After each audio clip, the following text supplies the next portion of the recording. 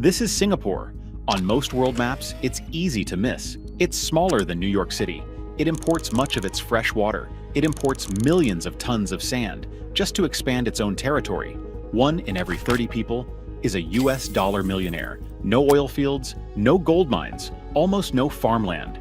Without the constant arrival of cargo ships, it'd struggle to feed its own people. It's got no natural safety net, no hinterland to retreat to.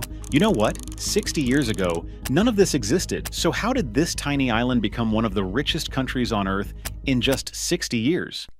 In August 1965, Malaysian Prime Minister Tunku Abdul Rahman made an unprecedented move. He signed the papers to evict Singapore from the Federation. Singapore didn't fight for independence. It was thrown out.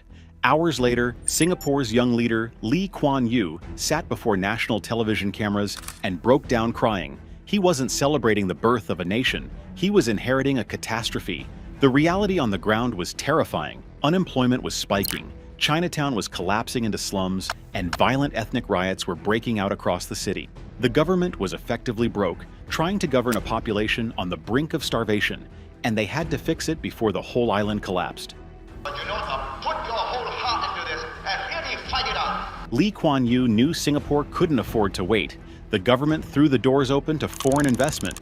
Dutch economist Albert Winsemius urged Singapore to stop shutting foreign companies out and start bringing them in. A new government agency was created to make investing as simple as possible.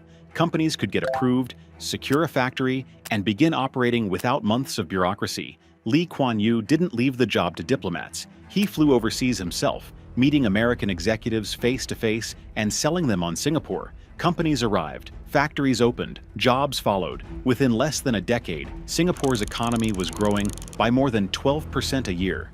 Ships that once passed through Singapore's port now stop to load goods stamped "Made in Singapore." More than 4,000 multinational companies now run their Asia-Pacific headquarters from Singapore.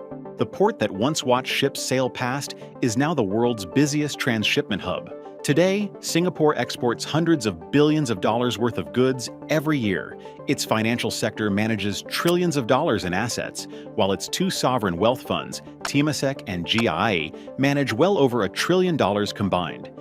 In 1965, Singapore's GDP per person was about $500 US. Today, it's over $90,000. But that's the part I couldn't wrap my head around.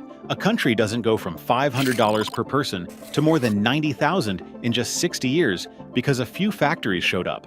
Ask a global company today why it's based in Singapore, and cheap labor probably won't be the answer. Labor here isn't cheap anymore. For most companies, predictability matters more. Singapore ranks 3rd in the world on Transparency International's Corruption Perceptions Index, the highest score in Asia. Malaysia, just across the strait, ranks 54th. That's one reason companies stay.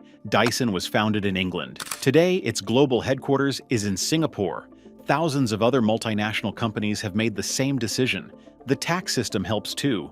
Corporate tax is a flat 17%, and company profits aren't taxed again when they're paid out as dividends. For a company investing billions of dollars, knowing today's rules will still be the rules 5 or 10 years from now is worth a lot.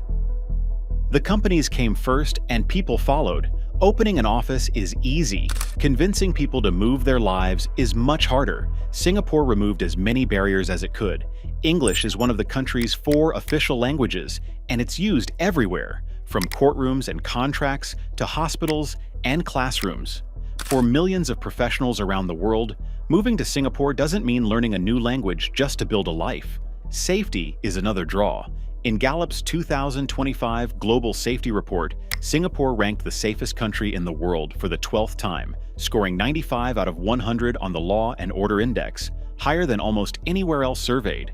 Getting there isn't difficult either. Changi Airport has been named the world's best airport by Skytrax 14 times, more than any other airport in the award's history, and that same level of global connectivity extends beyond the airport. As of 2026, Singapore holds the world's most powerful passport for the 3rd consecutive year, offering visa-free access to 192 destinations. If opening the door to foreign investment was really the whole story, this wouldn't be a documentary about one country. Half of Southeast Asia opened the same door around the same time. Malaysia wasn't standing still either. Same era, same region, Free trade zones, tax incentives, factories from Japan, the US, and Europe arriving throughout the 70s and 80s. The economy grew for decades on the back of it. Then it stopped climbing. Malaysia entered what the World Bank calls the upper middle income category in the early 1990s. More than 3 decades later, it still hasn't crossed into the high-income group. Wages rose just enough for low-cost manufacturing to become less competitive, but not enough to replace it with something more valuable. That's not just Malaysia's story. The same pattern played out across the region, in countries that followed much of the same playbook. Singapore hit that same wall. Wages climbed. Factories started looking toward countries like Vietnam, where labor was cheaper. The low-cost advantage disappeared here too. So why did the wall stop Malaysia and not Singapore? Singapore changed what it was selling, not cheaper workers, better ones. It started in the classroom. In the OECD's 2022 PISA rankings, Singapore's students ranked first in the world in math, science, and reading. But school was only part of the plan. Someone who started working in a factory 40 years ago is still part of the workforce today. The skills that landed them a job in the 1980s aren't the skills a semiconductor plant or a biotech company needs now. Singapore didn't just educate its next generation, it kept educating the current one. Every citizen aged 25 and older receives government-funded Skills Future credits that can be used on approved courses, from engineering and cybersecurity to healthcare and data analytics. Between 2015 and 2021, the share of workers taking part in training rose from 35% to 50%. A factory worker in Singapore today isn't competing with a factory worker in Vietnam. They're being trained to become something else. Singapore didn't stop changing once it got rich. The factories that powered its economy decades ago gave way to industries that create far more value: semiconductor manufacturing, biomedical research, advanced engineering, and global finance. Each wave replaced the one before it. That process hasn't stopped. In 2024, Singapore committed more than $1 billion Singapore dollars to its national AI strategy, bringing artificial intelligence into the industries that already drive its economy. There wasn't one reason Singapore became rich. Every time the thing that was working stopped working, cheap labor, low-cost manufacturing, simple assembly, Singapore had the next thing ready before the old one ran out. Lee Kuan Yew didn't build the semiconductor industry or Singapore's AI strategy. Nobody in 1965 could have predicted those industries. What he helped build was something far more valuable: a government capable of adapting long after he was gone. Back in 1965, Singapore had no natural resources, no domestic market, and almost no room for failure.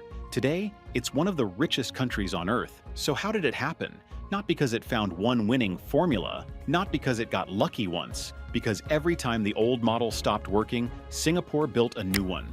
That's how a tiny island became one of the richest countries on Earth in just 60 years.